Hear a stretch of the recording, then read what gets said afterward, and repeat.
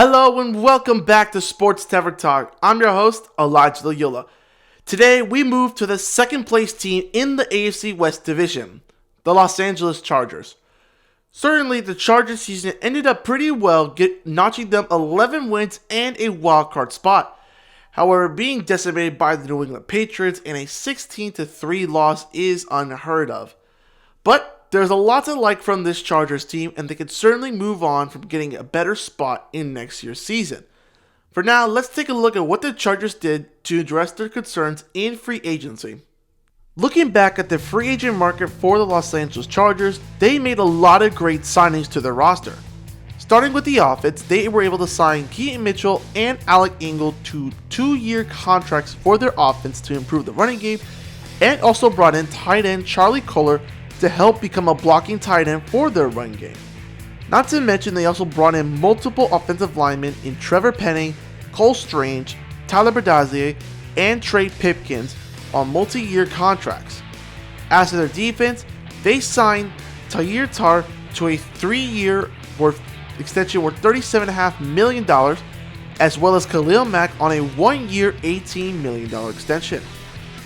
The Chargers were able to solve the biggest issue with the offensive lineman through free agency, but they might be looking forward to improving that even further in the draft.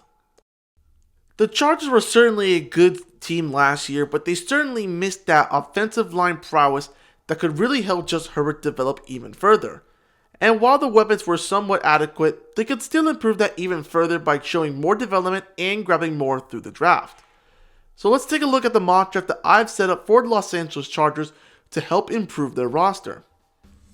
With only 5 picks in the mock draft for the Los Angeles Chargers, they used their 5 picks wisely in finding the best available player at the position. In the first round, they would draft Peter Woods, defensive lineman out of Clemson, who would be an immediate starting help for them as he brings a freakish nature. The same thing goes for in round 2, where they get tight end Eli Stowers out of Vanderbilt, who has been looked at as a serious tight end to be drafted. But not only that, a lot of teams look at him like a wide receiver, so certainly Justin Herbert would love to have a weapon like this. In the third round, they get another prototypical huge edge player in Danny Dennis-Sutton, who brings size and production out of Penn State. And then in the fourth round, they would get a safety to improve their secondary in Jalen Kilgore out of South Carolina. And for their final pick, they would use an offensive lineman to draft Jaden Roberts, the offensive guard out of Alabama, to help bring some more rotation and youth on their O-line.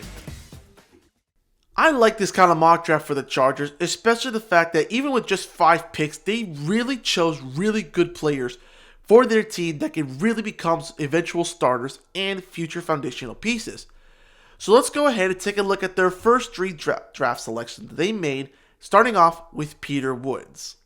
Peter Woods out of Clemson is a 6'2", 298-pound freak of nature on the defensive interior and a pure wrecking ball with a combination of elite explosiveness, leverage, and raw power. He is an athletic freak that can bench 505 pounds, squat 700 pounds, deadlift 855 pounds, and ran a 4.75 40. That is unheard of and really fast for such a huge and strong defensive lineman.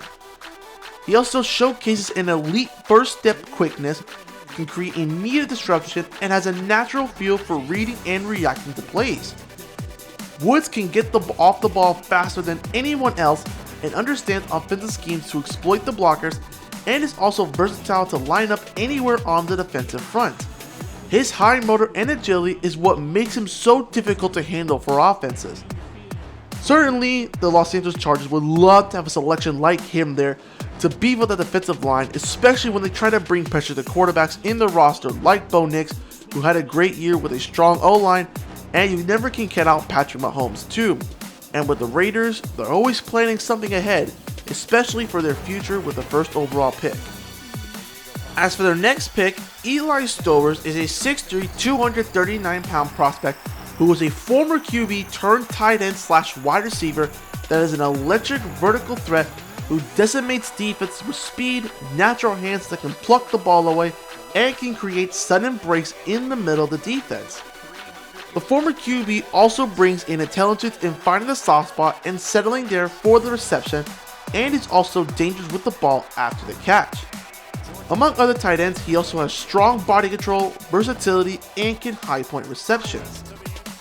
A receiving tight end like this, and then get a blocking tight end in Charlie Kolar, along with the rookie tight end last year in Gaston, there is a lot of promise at the tight end group for the Chargers that Justin Herbert can really work around with.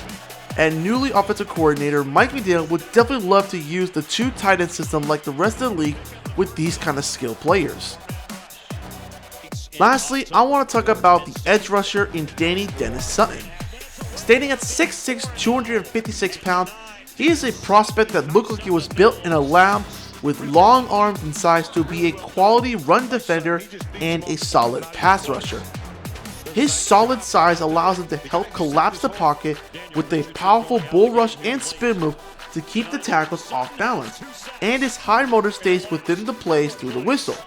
He also displays excellent instincts, versatility, and strong play against the run. In his final 2 seasons in Penn State, he put up back-to-back seasons of 7.5 plus sacks, which is really good for an edge rusher.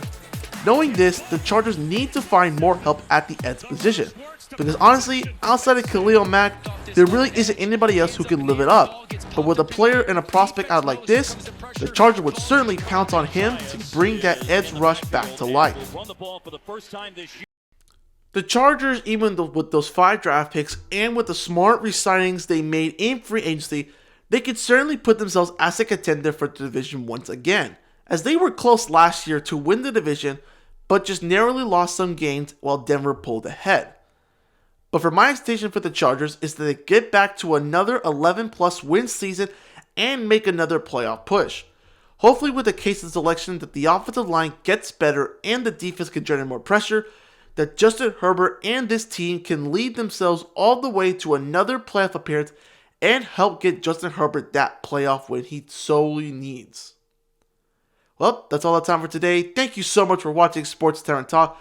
Please leave a like and comment on the video with your thoughts, and make sure to follow me on YouTube, Instagram, and on X. And as always, I will see you next time.